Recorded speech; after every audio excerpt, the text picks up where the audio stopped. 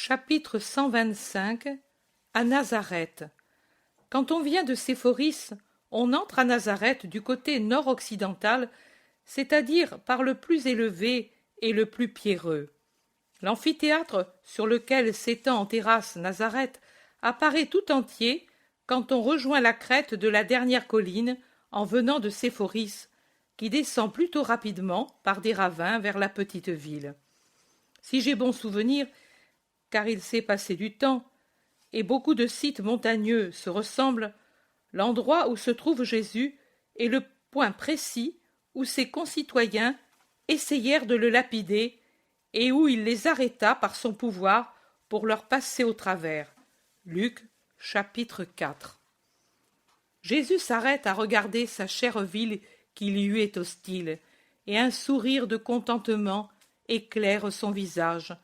Quelle bénédiction que les Nazaréens ignorent et ne méritent pas, ce sourire divin qui se déverse et s'étend en grâce sur la terre qu'il a accueillie enfant et l'a vue grandir, où est née la mère et où elle est devenue épouse de Dieu et mère de Dieu. Ces deux cousins aussi regardent leur ville avec une joie visible, bien que celle du Thaddée soit tempérée par un sérieux austère retenu, alors que celle de Jacques est plus ouverte et plus douce, plus semblable à celle de Jésus. Bien que ce ne soit pas sa ville, Thomas a le visage illuminé par la joie, et il dit en montrant la petite maison de Marie, du four de laquelle la fumée monte en spirale, « La mère est à la maison, et elle fait le pain. » Et il semble parler de sa mère avec toute l'affection d'un fils, si grand est son élan d'amour quand il dit ces paroles. Le zélote, plus calme à cause de son âge et de son éducation, sourit en disant « Oui, et sa paix arrive déjà jusqu'à nos cœurs. »« Allons vite, dit Jacques, et passons par ce sentier pour arriver presque sans être vus des Nazaréens. Ils nous retiendraient. »« Mais vous vous éloignez de votre maison. Votre mère aussi voudra vous voir. »« Oh, tu peux être certain, Simon, que notre mère est chez Marie. Elle y est presque toujours, et elle y sera car elles font le pain, et à cause de la fillette malade. » Jésus dit, « Oui, allons par ici. Nous passerons derrière le jardin d'Alphée pour arriver à la haie de notre jardin. » Ils descendent rapidement par le sentier très rapide au début, mais qui devient plus doux quand on approche de la ville. Ils passent par des oliveraies, puis par des petits champs dépouillés, et frôlent les premiers jardins de la ville. Ils sont tous entourés de haies hautes et feuillues, sur lesquelles se penchent les frondaisons des arbres chargés de fruits, ou de murets en pierre sèche, couverts à l'extérieur des branches des jardins. Aussi, leur passage est inaperçu par les ménagères qui vont et viennent dans les jardins, ou font la lessive, ou l'étendent sur les petits prés près des maisons.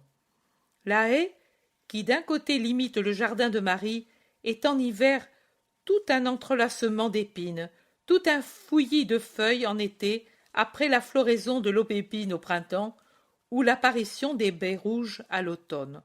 Maintenant, elle est embellie par un jasmin vigoureux et par l'ondulation des calices de fleurs dont je ne connais pas le nom et qui, de l'intérieur du jardin, envoient des branches sur la haie pour la rendre plus fournie et plus belle. Une fauvette chante dans la haie et de l'intérieur arrive un roucoulement de colombes. La grille aussi est réparée et toute couverte de branches en fleurs, dit Jacques, qui est accouru en avant pour regarder la grille rustique à l'arrière du jardin, restée des années sans servir, et qui permit de faire entrer et sortir la charrette de pierre pour Jean et Saint-Ica. Nous allons passer par le sentier et frapper à la porte. Ma mère serait peinée de voir détruit cet abri, lui répond Jésus. Son jardin clos, s'écrie Jude d'Alphée. Thomas dit, oui, et elle en est la rose. Le lys parmi les épines, dit Jacques. Le zélote dit, la fontaine scellée. mieux, la source d'eau vive qui, en jaillissant impétueusement du beau mont, donne l'eau de vie à la terre et s'élance avec sa beauté parfumée vers le ciel, dit Jésus. Jacques dit, d'ici peu, elle va être heureuse de te voir. Jésus demande, mon frère, dis-moi une chose que depuis longtemps je désire savoir. Comment vois-tu Marie? Comme mère ou comme sujette? C'est ta mère, mais c'est une femme et tu es Dieu, dit le Thaddée. Comme sœur et comme épouse, comme délice et repos de Dieu, et comme réconfort de l'homme, c'est tout ce que je vois et possède en Marie, comme Dieu et comme homme. Celles qui étaient les délices de la seconde personne de la triade au ciel, délices du Verbe comme du Père et de l'Esprit, et les délices du Dieu incarné, et elle le sera de l'homme Dieu glorifié. Le zélote médite. Quel mystère! Dieu s'est donc privé 2 fois de ses complaisances, en toi et en Marie, et il vous a donné à la terre. Jacques dit, quel amour, devrais-tu dire, c'est l'amour qui a poussé la triade à donner Marie et Jésus à la terre. Thomas demande, et, non pas pour toi qui es Dieu, mais pour sa rose, il ne craignit pas de la confier aux hommes, qui sont tous indignes de la protéger. Thomas, c'est le cantique qui te répond. Le pacifique avait une vigne, et il la confia au vigneron qui, profanateur, poussé par le profanateur, aurait donné de fortes sommes pour la posséder, c'est-à-dire toutes les séductions pour la séduire. Mais la belle vigne du Seigneur se garda par elle-même, et elle ne voulut donner son fruit qu'au Seigneur, et ne s'ouvrir qu'à lui, pour engendrer le trésor sans prix, le Sauveur. Ils sont arrivés à la porte de la maison. Jude d'Alphée commente, alors que Jésus frappe à la porte fermée. Ce serait le cas de dire « Ouvre-moi, ma sœur, épouse, aimée, colombe, immaculée ». Mais quand la porte s'entr'ouvre et qu'apparaît le doux visage de la Vierge, Jésus ne dit que la plus douce parole en ouvrant les bras pour la recevoir. « Maman, maman, maman, ô mon fils, béni, entre et que la paix et l'amour soient avec toi. Et à ma mère et à la maison, et à qui s'y trouve, dit en entrant Jésus, suivi des autres. Votre mère est à côté, pendant que les 2 disciples sont au pain et à la lessive, explique Marie, après les salutations respectives avec les apôtres et les neveux, qui, par discrétion, se retirent pour laisser la mère seule avec son fils. Me voilà, toi, ma mère, nous allons rester quelque temps ensemble. Comme c'est doux le retour, la maison, et toi surtout, ô mère, après tant de voyages parmi les hommes, qui te connaissent de plus en plus et, à cause de cette connaissance, se partagent en 2 branches, ceux qui t'aiment et ceux qui te haïssent, et la plus grosse branche, c'est cette dernière. Le mal sent qu'il va être vaincu, et il est furieux, et il rend furieux. Comment va la fillette? Légèrement mieux, mais elle a failli mourir, et cependant ses paroles, maintenant qu'elle ne délire plus, correspondent, bien que plus réservées, à celles qui lui sortaient dans le délire. Ce serait mentir de dire que nous n'avons pas reconstruit son histoire. Malheureuse. Oui, mais la Providence a veillé sur elle. Et maintenant, je ne sais pas. Auréa ne m'appartient pas comme créature. Son âme est mienne, son corps appartient à Valéria. Pour le moment, elle va rester ici, afin d'oublier. Myrtha voudrait bien la voir. Je le sais, mais je n'ai pas le droit d'agir sans la permission de la Romaine. Je ne sais même pas si elles l'ont acquise à prix d'argent ou si elles ont seulement employé l'arme de la promesse. Quand la Romaine la réclamera, moi j'irai à ta place, mon fils. Il n'est pas bien que tu y ailles. Laisse faire à ta maman. Nous, femmes, êtres infimes pour Israël, on ne nous observe pas tant si nous allons parler à des gentils. Et ta maman est si inconnue du monde, personne ne remarquera la femme du peuple hébraïque qui, enveloppée dans son manteau, va par les rues de Tibériade et frappe à la maison d'une dame romaine. Tu pourrais aller chez Jeanne, et là, parler à la dame. Je ferai ainsi, mon fils, que soit soulagé ton cœur, ô mon Jésus, tu es tellement affligé, je le comprends, et je voudrais tant faire pour toi. Et tu fais tant, maman, merci pour tout ce que tu fais.